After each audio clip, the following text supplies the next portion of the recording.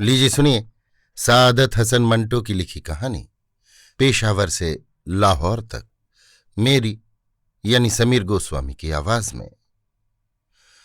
वो inter class के जनाना डिब्बे से निकली। उसके हाथ में छोटा सा अटैची केस था। जावेद पेशावर से उसे देखता चला आ रहा था। रावलपिंडी के स्टेशन पर गाड़ी काफी देर ठहरी तो वो साथ वाले जनाना डिब्बे के पास से कई मर्तबा गुजरा। लड़की हसीन थी। जावेद उसकी मोहब्बत में गिरफ्तार हो गया। उसकी नाक की फिनिंग पर छोटा सा तिल था। गालों में नन्हे नन्हे गढ़े थे जो उसके चेहरे पर बहुत भले लगते थे। रावलपिंडी स्टेशन पर उस लड़की ने खाना मंगवाया। बड़े इत्मीनान से एक एक निवाला उठाकर अपने मुंह में डालती रही। जावेद दूर खड़ा ये सब कुछ देखता रहा। उसका जी चाहता था कि वो भी उसके साथ बैठ जाए और दोनों मिलकर खाना खाएं। वो यकीनन उसके पास पहुंच जाता, मगर मुसीबत ये थी कि डिब्बा जनाना था, औरतों से भरा हुआ। यही वजह है कि जुर्रत न कर सका। लड़की ने खाना खाने के बाद हाथ धोए जो बहुत नाजुक थे। लंबी लंबी मखरूती उंगलियां जिनको उसने अच्छी तरह साफ किया और अटैची केस से तौलिया निकालकर अपने हाथ पोंछे, फिर इत्मीनान से अपनी सीट पर बैठ गई। जावेद गाड़ी चलने तक उसकी तरफ देखता रहा। आखिर अपने डिब्बे में सवार हो गया और उसी लड़की के ख्यालों में गर्क हो गया। मालूम तो ये होता है कि बड़े अच्छे घराने की है। दोनों कलाइयों में करीब करीब 12-12 सोने की चूड़ियां होंगी। कानों में टॉप्स भी थे। 2 उंगलियों में, अगर मेरा अंदाजा गलत नहीं, हीरे की अंगूठियां हैं। लिबास बहुत उम्दा, साटन की शलवार, टफ्टिया की कमीज, शेफॉन का दुपट्टा। हैरत है कि घटिया दर्जे में क्यों सफर कर रही है। पेशावर से आई है। वहां की औरतें तो सख्त पर्दा करती हैं, लेकिन ये बुर्क़े के बगैर वहां से गाड़ी में सवार हुई और उसके साथ कोई मर्द भी नहीं, ना कोई औरत। अकेली सफर कर रही है। आखिर ये किस्सा क्या है? मेरा ख्याल है पेशावर की रहने वाली नहीं, वहां किसी अजीज से मिलने गई होगी। मगर अकेली क्यों? क्या उसे डर नहीं लगा कि उठाकर ले जाएगा कोई? ऐसे तन्हा हुस्न पर तो हर मर्द झपट्टा मारना चाहता है। फिर जावेद को एक अंदेशा हुआ कि शादीशुदा तो नहीं। वो दरअसल दिल में तहैया कर चुका था कि उस लड़की का पीछा करेगा और रुमाल लड़ाकर उससे शादी करेगा। वो हरामकारी का बिल्कुल कायल नहीं था। कई स्टेशन आए और गुजर गए। उसे सिर्फ रावलपिंडी तक जाना था कि वहां ही उसका घर था, मगर वो बहुत आगे निकल गया। एक स्टेशन पर चेकिंग हुई जिसके बाइस उसे जुर्माना अदा करना पड़ा, मगर उसने उसकी कोई परवाह न की। टिकट चेकर ने पूछा, आपको कहाँ तक जाना है? जावेद मुस्कुराया, जी अभी तक नहीं मालूम। आप लाहौर का टिकट बना दीजिए कि वही आखिरी स्टेशन है। टिकट चेकर ने उसे लाहौर का टिकट बना दिया, रुपए वसूल किए और दूसरे स्टेशन पर उतर गया। जावेद भी उतरा कि ट्रेन को टाइम टेबल के मुताबिक 5 मिनट ठहरना था। साथ वाले कंपार्टमेंट के पास गया। वो लड़की खिड़की के साथ लगी दांतों में खिलाल कर रही थी। जावेद की तरफ जब उसने देखा तो उसके दिलो दिमाग में चींटियां दौड़ने लगीं। उसने महसूस किया कि वो उसकी मौजूदगी से गाफिल नहीं है। समझ गई है कि वो बार बार सिर्फ उसे ही देखने आता है। जावेद को देखकर वो मुस्कुराई। उसका दिल बाग बाग हो गया, मगर जावेद फर्ते जज्बात की वजह से फौरन वहां से हटकर अपने डिब्बे में चला गया और रूमानों की दुनिया में सैर करने लगा। उसको ऐसा महसूस होता था कि उसके आसपास की तमाम चीजें मुस्कुरा रही हैं। ट्रेन का पंखा मुस्कुरा रहा है, खिड़की से बाहर तार के खंभे मुस्कुरा रहे हैं, इंजन की सीटी मुस्कुरा रही है, और वो बदसूरत मुसाफिर जो उसके साथ बैठा था, उसके मोटे मोटे होंठों पर भी मुस्कुराहट है। उसके अपने होंठों पर मुस्कुराहट नहीं थी, लेकिन उसका दिल मुस्कुरा रहा था। अगले स्टेशन पर जब वो साथ वाले कंपार्टमेंट के पास गया तो वो लड़की वहां नहीं थी। उसका दिल धक से रह गया। कहाँ चली गई? कहीं पिछले स्टेशन पर तो नहीं उतर गई जहां उसने एक मुस्कुराहट से मुझे नवाजा था? नहीं नहीं, गुसल खाने में होगी। वो वाकई गुसल खाने ही में थी। 1 मिनट के बाद वो खिड़की में नमूदार हुई। जावेद को देखकर मुस्कुराई और हाथ के इशारे से उसको बुलाया। जावेद कांपता लरजता खिड़की के पास पहुंचा। उस लड़की ने बड़ी महीन और सुरीली आवाज में कहा, एक तकलीफ देना चाहती हूं आपको। मुझे 2 सेब ला दीजिए।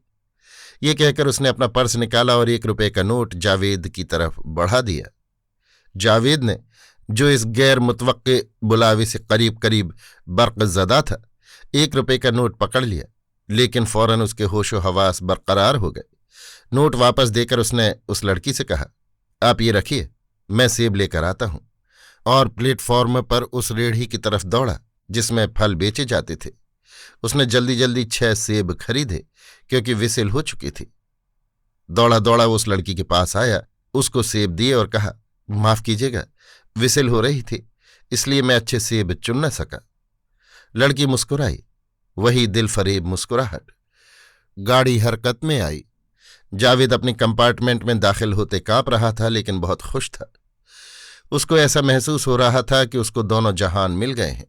उसने अपनी जिंदगी में कभी किसी से मोहब्बत नहीं की थी, लेकिन अब वो उसकी लज्जत से लुत्फ अंदोज हो रहा था। उसकी उम्र 25 बरस के करीब थी।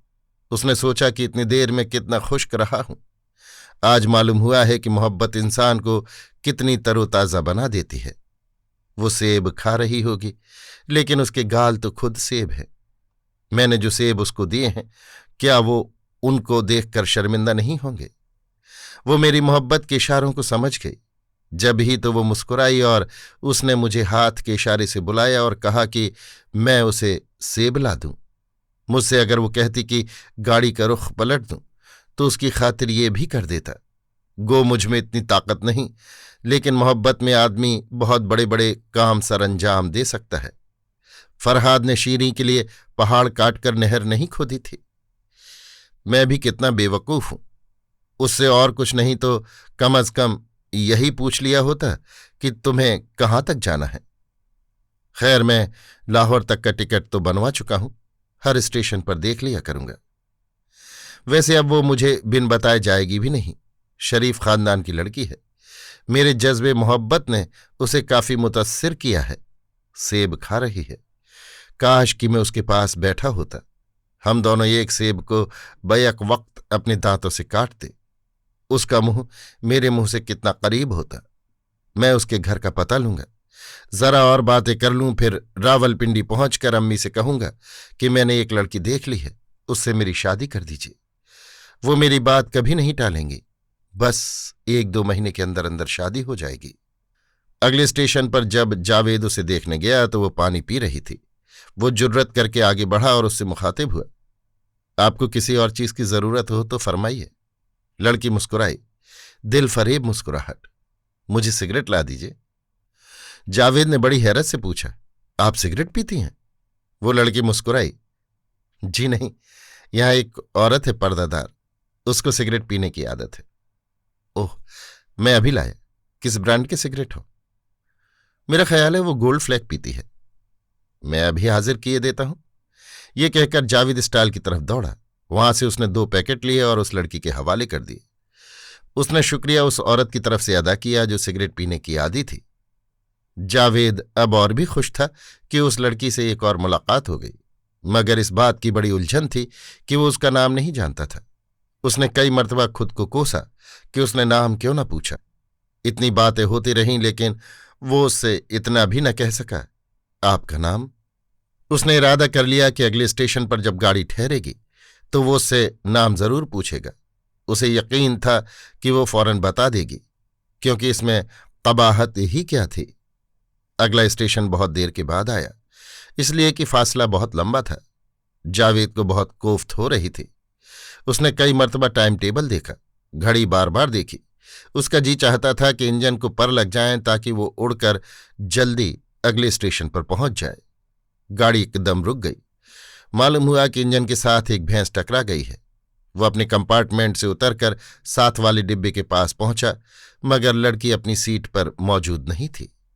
मुसाफिरों ने मरी कटी हुई भैंस को पटड़ी से हटाने में काफी देर लगा दी।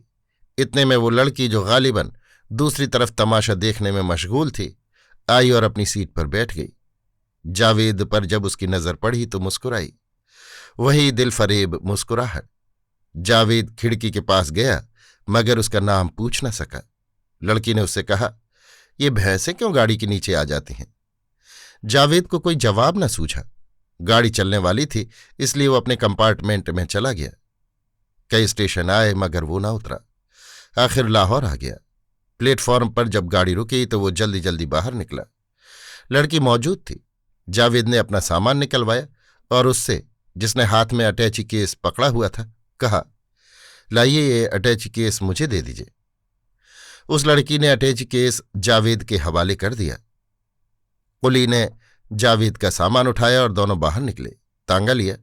जावेद ने उससे पूछा, आपको कहाँ जाना है? लड़की ने बड़े नर्म नाजुक लहजे में जवाब दिया, जी रावी रोड।